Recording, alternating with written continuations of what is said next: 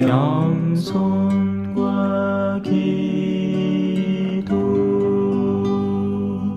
천미 예수님. 천미 예수님. 한 주간 잘 보내셨어요? 네. 옷에 어린이 잘못 만지다가는 잡히 들어갑니다. 농담이 아니고 진짜로. 네. 어린이 머리에 손을 이렇게 귀엽다 해주는 건 괜찮은데 쓰다듬 하다가는 만약에 부모가 꼰지르면 당장 잡혀 들어갑니다. 세상이 희한해졌죠. 한국이 그런데 여전히 남미에서는요, 애들이 빠드레! 거기는 신부님이 빠드레거든. 빠드레! 하면서 막 수단 자락에 안기, 수단 내 입어본 적이 없구나. 옷에 막 들러붙고 막 하마. 예? 얼마나 아름다운 기억인지 모르겠어요. 옛날에 우리 어르신들도 어릴 때 외국 신부님 성격 좋은 분 계시마. 보통은 다 엄하지, 신부님들이. 근데 신부님들 중에서도 왜 성격 좋은 분들 계시면 막 앵기고 그러면 그런 것들이 좋은 추억으로 남아있지 않나요? 그래요. 예수님이 웬만하면 다 봐줍니다. 그런데 유일하게 언짢아 하는 부분이 여기 나와요. 또 다른 부분에는 의로운 분노의 어린 시선으로 주변 사람들을 둘러보는 때가 있습니다. 그럼 바로 이제 손오그라든 병자를 안식일에 치유해야 되냐 말아야 되냐, 안식일에 선한 일을 하는 것이 좋으냐 악한 일을 하는 것이 좋으냐 하고 물었는데, 진리에 대한 질문을 했는데 사람들이 대답을 안 하고 꽁하니 쳐다보는 겁니다. 못된 거죠. 자기는 답을 알고 있는데, 누가 뭔가를 훔쳐갔는데 자기가 분명히 그 답을 알고 있는데 그 질문을 받았을 때 마치 모른다는 듯이, 유다가 그랬잖아요. 그죠? 저는 아니겠지요. 오늘 복음의 시작 부분에서도 바리사이들이 와서 예수님을 시험하려고 듭니다. 누가 누구를 시험하는 거죠? 악이 선을 시험하려 듭니다. 무엇을 시험하려는 걸까요? 우리 편인가 아닌가? 이 사람이 우리에게 유용한가 아닌가? 악은 항상 그걸 따지고 듭니다. 정치권에서 싸우는 모습을 보세요. 맨날 그 짓거리 하고 있습니다. 한 팀에서 이 사람이 우리한테 유용한 정보를 줄 수 있나 없나 그렇게 따지고 돌고, 그러니까 우리 편, 왼쪽은 왼쪽 편, 오른쪽은 오른쪽 편. 그러니까 양자는 항상 적이 되어버리는 거죠. 거기에는 그 어떤 진리나 올바른 방향이나 최종 목적지, 동일한 최종 목적지 같은 게 없습니다. 그들은 우리나라의 평화를 바라는 게 아니에요. 당의 이익을 바라는 거죠. 집단적 이익을 추구하는 사람들이지 절대로 우리나라의 진정한 의미의 평화나 안녕을 갈구하는 사람들이 아닙니다. 그 중에 몇 명은 그럴 수 있겠지만. 오늘 1독서, 2독서, 그리고 복음은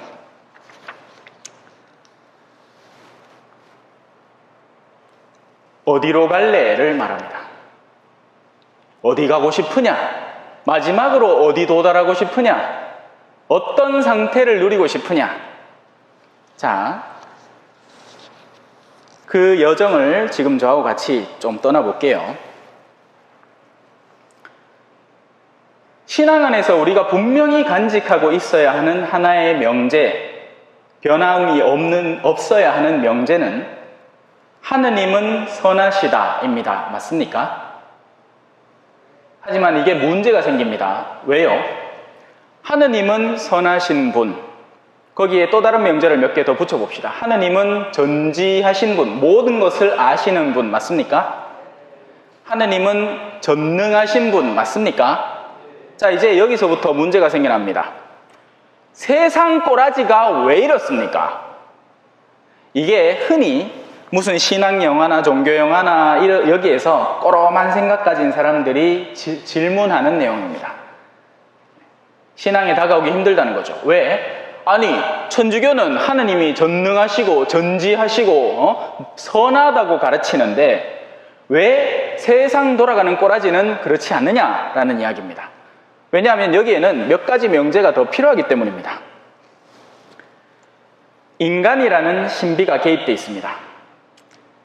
사람은, 여기엔 두 번째 명제가 존재합니다. 하느님에 대한 명제를 다루었죠. 사람은 자유롭습니까? 부자유합니까? 자유를 지니고 있습니다. 여기에서 이제 문제가 생겨나는 겁니다.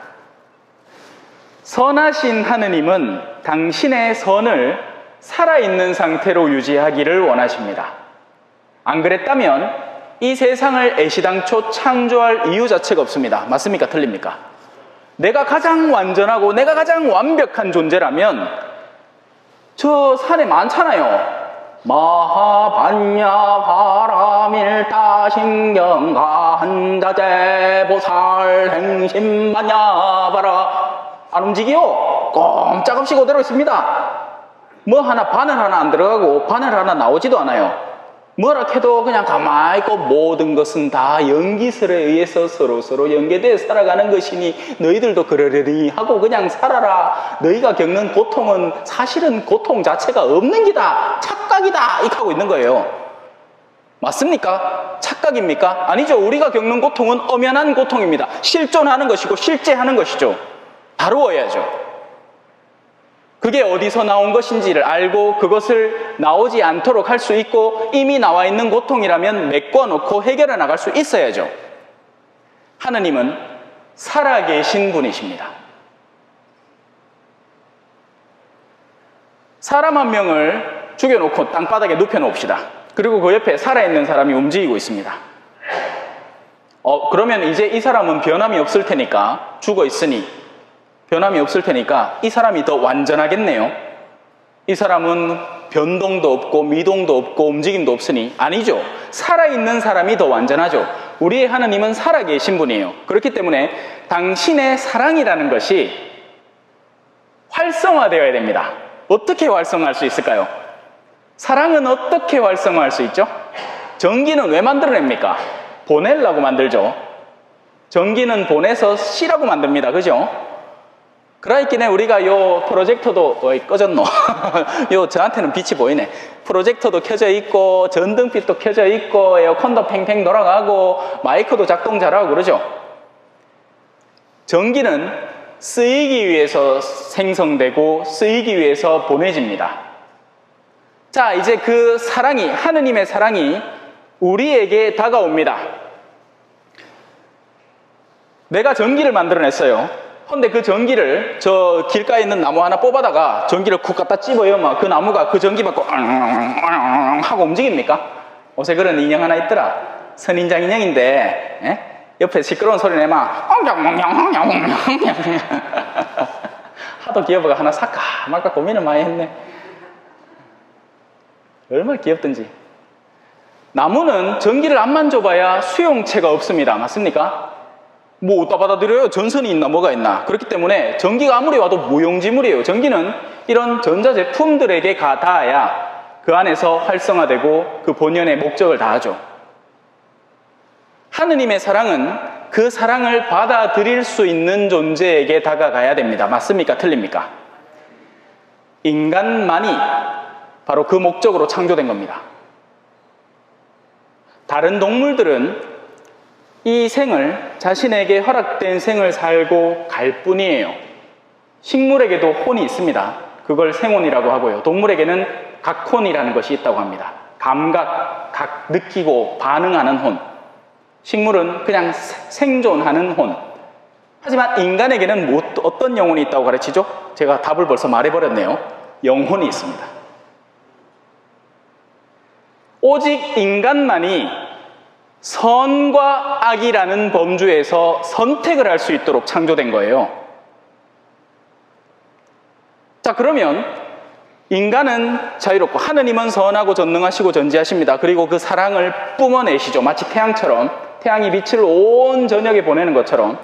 자, 이제 인간이라는 존재가 여기 창조되었습니다. 고유한 자유의지를 지니고 창조가 되었어요. 사랑을 받죠. 자, 이제 이걸 어땠을까요? 하느님은 인간을 왜 만드셨다고 했죠? 사랑을 증폭시키기 위해서 만들었습니다. 사랑을 더 너로 인해서 너의 자유의지 안에서 사랑을 더 확장시키고 키우라고.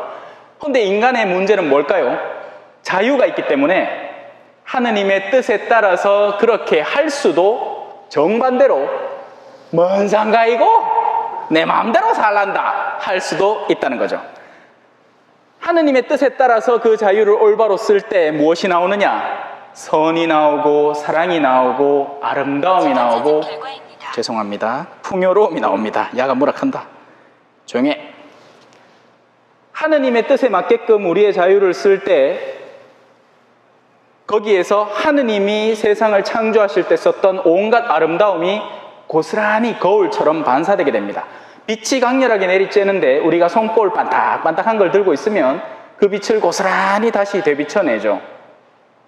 하지만 만약에 그 반대라면 그분의 사랑은 우리에게서 암흑으로 사라져버리고 마는 것입니다. 우리는 생을 낭비하게 되는 것이죠. 바로 그것을 죄라고 합니다. 영적 구멍이라고 표현할 수 있는 거죠. 그렇게 인간은 죄를 짓는 거예요. 세상이 왜 악하냐? 간단한 답이에요. 사람들이 하느님으로부터 본연으로 창조된 모습 그대로의 충실성과 아름다움으로 살지 못하고 제 멋대로 살아가기에 세상에는 어둠이 있는 겁니다. 자, 여기서도 멈출 수 없습니다. 오늘 머리가 좀 복잡하시죠? 예, 굉장히 논리적인 강론이에요. 이성적이고요. 합리적인 강론입니다. 오늘 제가 설명하는 걸 제대로 이해하면 굳이 다른 어떤 복잡다단한 신학적 설명이 필요 없을 정도로 웬만한 신앙의 근저, 기조를 충실히 잡을 수 있게 되는 겁니다. 왜냐하면 이걸 갖고 공격한 사람들이 수도 없이 많거든요. 아주 간단한 논리잖아요. 제가 얼마 전에 봤던 넷플릭스에서 어둠 속의 미사라는 드라마가 있는데 거기서 주인공이 신부님을 앞에 딱 놔두고 하는 소리도 똑같아요. 예. 세상이 개 뭐 같아가지고 나는 하느님 못 믿겠다, 이런 간단한 논리예요. 하느님 전능하시다면 뭔가 해야 되지 않느냐? 헌데 왜 살인사건은 일어나고 하느냐? 답을 그분에게서 찾을 게 아니라 우리 스스로의 자유에서 찾아야 하는 거죠. 자, 그러면 인간은 어둠을 만들어냅니다. 또 빛을 만들어내는 사람도 있죠. 전능하시고 전지하신 하느님은 이 결과를 예상하지 못하셨을까요? 예상했습니다. 그렇기에 그 둘의 목적지가, 가닿는 목적지가 완전히 다르게 되어 있습니다. 이는 마치 우리가 일상생활을 하면서 내 방에서는 먼지 한 톨 안 나올 게다, 내가 깔끔하게 살기거든 했는데 머리 한번 쓱 끌다가 머리카락이 툭 떨어집니다. 우리 어르신들 중에 왜 스카치 테이프 이거 거꾸로 감아갖고 이거 짜박짜박 하면서 방바닥 돌아다니는 사람 있지요? 예? 쪼매난 트레기도 몸 빠져가지고 그냥 짜박짜박 하면서 막 치우잖아. 그러면 그 치운 거 어디다 버려야 됩니까? 쓰레기통에 버려야 되죠. 쓰레기통을 준비하는 게 나쁜 일입니까? 아니면 다른 영역이 깨끗해지기 위해서 좋은 일입니까? 좋은 일이에요. 또 반대로 여러분들 중에 혹시나 그림을 그리는 분이 계실지 모르겠지만 그림을 정말 잘 그렸으면 그 그림을 잘 그린 다음에 저 뒷방 창고 구석에 훅 집어넣어 놓습니까? 아니면 아름다운 벽에 전시하려고 그 장소를 깨끗하게 준비하고 마련을 합니까? 후자죠. 후자입니다. 좋은 게 있으면 장식하고 꾸미고 드러내고 더러운 게 있으면 버리도록 되어 있는 거예요. 세상은 끊임없이 선과 악의 결과물들을 쏟아내 놓습니다. 여러분들이 바로 그 하느님의 사랑을 받아서 그 결과물을 내놓아야 하는, 성경적 용어로 표현을 하자면 열매를 맺어야 하는 존재들이에요. 그리고 그 열매는 아름다운 고운 열매들이 있는가 하면 더럽고 썩은 열매들이 있습니다. 그리고 성경은 끊임없이 얘기합니다. 때가 찾아. 여러분에게 허락된 시간들은 흘러가는 거예요. 흘러가는 시간 속에 나의 모습 찾을 수가 없어. 흘러가는 시간 속에 내 세대가 없네. 전심하시는 어르신들이고 자화적하노 하지요. 제 때는 이게 최고 나랬거든. 현진이 형 빰빰빰빰빰빰빰빰빰빰빰빰빰. 시간은 계속 흘러가면서 우리의 결과물을 기다립니다. 시간은 멈출래야 멈출 수가 없죠. 다른 건 다 멈춰져요. 하던 작업도 멈추자, 코로나 때문에 레지오도 멈추자, 성당 활동도 멈추자, 심지어는 부활 때 미사도 멈추자 하면 다 멈추죠.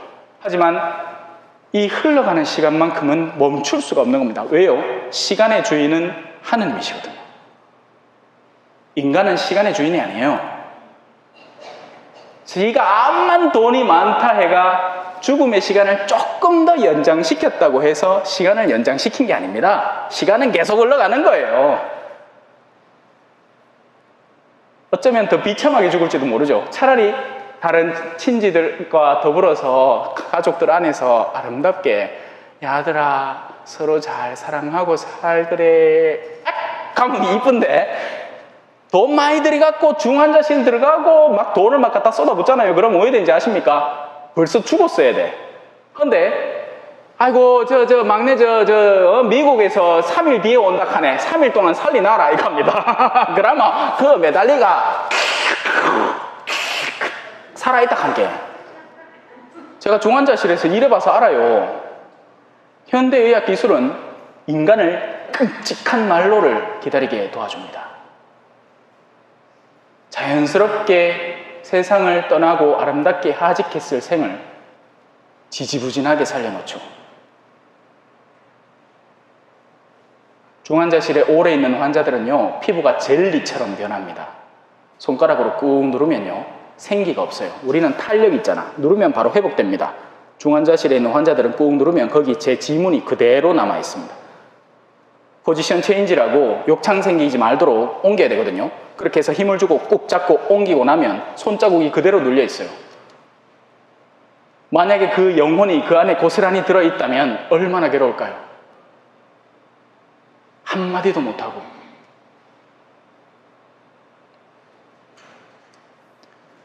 전능하신 하느님, 그리고 그분이 선으로 창조하신 이 세상 속에 당신의 유일한 사랑을 수용해낼 수 있는 인간, 그리고 그 인간이 만들어내는 두 가지 결과물, 하느님의 선을 반사해내는 선과 아름다운 영광, 그리고 반대에 죄악과 탐욕과 이기심의 결과물, 그리고 그들을 기다리는 장식장과 쓰레기통, 천국과 지옥이 되는 겁니다.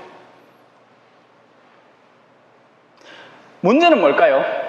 사람들의 시선에는 세상을 창조하신 하느님도 보이지 않고 우리가 향후 가게 될 마지막 결과물의 운명도 보이지 않아요. 오히려 돈 많고 잘 산 사람들은 장례식장 가보면 화환이 미친 듯이 늘어서 있고 정말 의롭게 하느님만 믿고 섬기다 살아간 사람의 최후는 비참해 보이기까지 해요. 그렇기 때문에 사람들의 이 관찰 안에서는 이게 뭐야 싶은 겁니다. 그러니까 신앙이 없는 이들의 관찰력 속에는 현세의 부당한 모습밖에 보이지 않는 거죠. 그러니 거짓말을 해서라도 돈을 벌고 속여서라도 돈을 벌고 뭘 해도 내 주머니 안에 집어넣어놔야 안심이 되는 겁니다. 그게 세상 사람들의 미친 듯한 노력인 거죠. 지가 다 쓰지도 못할 돈이에요. 오늘 아침에 저 백진에서 미사하고 항상 콩나물국밥을 먹으러 가거든요. 콩나물국밥 얼마게요? 4,500원. 저 성주 시내에 있는데 싸. 김치 좀 넣으면 4,800원 합니다. 4,900원 합니다. 400원 더 주면 돼요. 그러면 5,000원이잖아요. 5,000원. 뉴스가 떡 나오는데 누가 50원 묵었대. 그런데 농담처럼 저거 콩나물국밥 몇 그릇입니까? 이렇게 얼른 어른들이 계산을 뭐해. 대충 때려보여 한 100만 그릇 되는 것 같아요. 100만, 1000만, 억, 10억이잖아. 그죠? 그래, 대충 맞지, 그죠? 100만 그릇. 언제 다 안 물어보고. 100만 그릇. 계산이 됩니까? 1년 365일인데 나는 그거 아침에 하루에 한 끼만 떡 먹어도 배가 그득한데 하루 종일. 인간의 탐욕은 끝이 없는 겁니다. 내 범주 안에 넣으려는 거죠. 내 돈, 내 자식에게 물려줄 돈, 그리고 그 후대가 물렸을 돈. 그렇게 안 됩니다. 하느님이 때가 되고 그만해라 하면 너의 몫은 누구 차지가 되겠느냐 하고 원주인에게 돌아가 버리고 맙니다. 더러운 돈은 더러운 주인에게 갑니다. 여러분, 피 묻은 돈, 더러운 돈은요, 의인이 쥐어서는 안 됩니다. 세상은 보이지 않는 영역과 같이 가요. 도박으로 딴 돈, 남을 사기쳐서 얻은 돈은 반드시 그 피해 결과가 그 돈을 쥐고 있는 사람을 따라다니게 되어 있습니다. 조심하세요. 누가 돈 준다고 해서 좋다고 그냥 덜컹덜컹 맞지 말고 이 돈이 과연 맑은 돈인가? 정말 순수한 선의로 주어진 돈인가? 아닌가를 잘 분별하십시오. 한 번은 제가 어느 본당에서 한 분이 남편 몰래 뭘 주겠대. 그래서 이 돈은 내가 함부로 써서는 안 되고 이 올바른 일, 정말 깨끗할 일에 써야 되겠구나. 헌데 아니나 다를까 나중에는 그 돈이 문제가 되었습니다. 돈이란 건 그런 거예요. 주인의 마음이 여전히 덜쩍 붙어 있는 돈을 아무리 여러분이 땡겨와서 주머니에 넣는다고 해도 그러면 그들은 화를 내고 분노하고 다시 그것을 빼앗아갈 준비를 해버릴 겁니다. 오늘 좀 너무 뭐랄까 현학적이었죠. 너무 학문적이었죠. 하지만 때로는 이런 강론도 필요한 거예요. 그죠? 노래 열심히 하고 재밌게 하는 강론도 중요하지만 오늘 같은 강론도 중요한 겁니다. 맑은 사람이 된다는 것. 그래서 어린이와 같은 사람이 되려고 하는 겁니다. 어린이의 특징은 뭡니까? 물론 뭐 어린이가 미숙하기도 하고 모자라기도 하고 한 그런 특징들을 갖고 있죠. 그 얘기를 하는 게 아닙니다. 어린이들은 맑아요. 어린이들은 솔직합니다. 그리고 내가 누구의 어린이인지를 아는 거죠. 어른은 이제 자기가 의탁할 사람이 없어질 때 어른이 되는 거 아닙니까? 그죠? 그래서 나가 30이 돼도 집에 엄마가 있고 엄마가 돈 대주고 집방 빌렸으면 어른이 아니에요. 얼라하지. 어른은 지가 지 삶을 책임지는 사람인 겁니다. 그건 나이하고 상관없어요. 나이가 어린데도 성숙한 청년들이 있습니다. 아주 어린 시절부터 삶의 역경을 지녀오면서 책임지는 마음으로 자신의 삶을 꾸려온 친구들은 내면이 튼튼합니다. 하지만 나이가 30이 됐는데 40이 다 돼가는데도 지가 뭐 이것 삐죽하다가 치 아프고 저것 삐죽하다가 치 아프고 왜 그래요? 그래도 괜찮으니까. 왜? 부모가 다 책임져 주거든. 뭐든지 다 지원해 주고. 그러면 가는 말 그대로 미숙한 얼라입니다. 그러나 이 성경적 의미의 어린이는 누구를 부모로 삼고 있는 어린이일까요? 하느님이라는 분 안에 속해 있는 어린이들이에요. 그분의 유대관계를 절대로 놓치지 않는 어린이들입니다. 그래서 그 어린이들은 주인을 찾아가는 겁니다. 그건 아름다운 어린이에요. 나이 많은 사람이 부모한테 묶여 사는 건 좀 지지부리한 어린이지만 하느님이라는 참된 분에게 항상 우리가 마음을 두고 그분의 올바른 방향을 기다리는 것, 그것은 올바른 의미의 어린이입니다. 우리가 하는 모든 복음화 일은 바로 세상 안에 아직 숨어있는 그런 어린이들을 찾아 나서는 일이에요. 성당에 이미 존재하는 관록이 대단하신 분들, 자기들끼리 행사하고 성지순례 가고 맛있는 거 사먹고 놀고 먹고 막걸리 마시고 하라고 하는 성당 활동이 아니고, 우리가 성당에서 살아가는 것은 우리의 삶과 행실의 증거를 통해서 아직 복음의 빛을 이해하지 못하는 저 수많은 밖의 어린이들이 성당에 올 수 있도록 돕고 활력 있게 하느님의 사랑을 전파하기 위한 데스라고 우리가 신앙을 갖고 있는 겁니다. 무슨 말인지 아시겠죠? 오늘 복음의 마지막 부분은 너무나 중요한 부분입니다. 내가 진실로 너희에게 말한다. 어린이와 같이 하느님의 나라를 받아들이지 않는 자는, 예수님이 이 말을 잘 안 씁니다. 결코 그곳에 들어가지 못한다. 순진하고 맑은 마음, 하느님의 빛에 깨어있는 마음. 여러분, 근데 또 이런 강론을 막 하면 쓸데없이 마음 아파하는 사람이 있습니다. 무슨 말이냐 하면, 내가 열심히 하려 하는데 쓰러지는 건 하느님이 기꺼이 도와줘요. 그건 걱정 안 해도 돼요. 신부님, 네, 잘 모합니다. 괜찮아요. 잘 모하면 배우면서 하면 되고, 부족한 건 내 거 감사하면 되는 거죠. 그 얘기를 하는 게 아니에요.